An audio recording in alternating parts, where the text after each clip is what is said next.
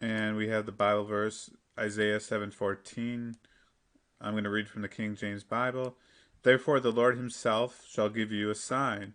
Behold, a virgin shall conceive and bear a son, and shall call his name Immanuel. So that's from the book of Isaiah. So you see again that um, the sign here, and what, a virgin.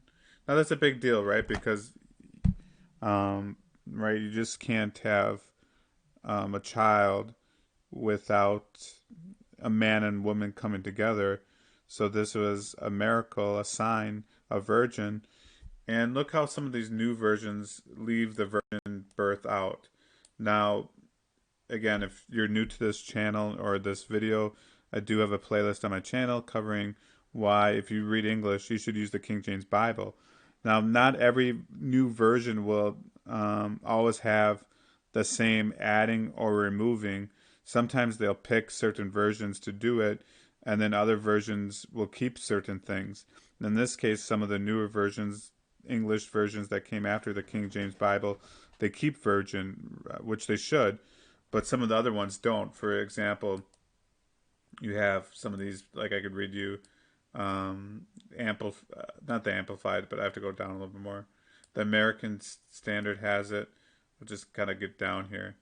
So the Good News translation, they have, well then, the Lord himself will give you a sign. A young woman who is pregnant will have a son and will name him Immanuel. Just a young woman, right? Instead of a virgin. There's a lot of young women that are pregnant, but I don't know any virgins that are pregnant besides when Mary had Jesus. And then we have, again, another example we could show you. We'll go down.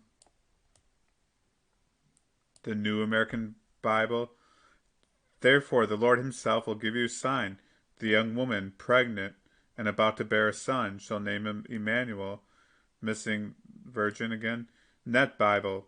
For this reason, the sovereign master himself will give you a confirming sign. Look, look, this young woman is about to conceive and will give birth to a son. You, young woman, will name him Immanuel. Well, how about, adding or removing there? I mean, for one, it adds a lot more words than what was in the original one that we saw. There's like, what, three sentences in this one? Let's see the original one, how many sentences it has. Um, Basically, that'd be like one sentence. You could say, I don't know, the semicolon, I think that's it. So, like, it looks like one period. But then you go to that one, and it's got like three sentences, three periods. And again, they take out the word virgin. So I can give you one more example here, or a couple. The Net Bible we just gave, now the New Revised Standard Version. Therefore, the Lord himself will give you a sign. Look, the young woman is with child and shall bear a son and shall name him Emmanuel. So I think you get the point here that in this video, some of the versions took out the word virgin concerning Mary. Jesus and his mother named Mary was a virgin, and they gave birth. And when presenting the gospel, sometimes that's covered. When you're um, and it's in the gospel. So I'm just saying, when you're witnessing person to person, it's something you sometimes want to go over if you remember, or if the Lord puts it in your heart. Because some people deny the virgin birth. They don't believe, well, it's a miracle. And some of these new versions don't want you to know that it's a virgin birth.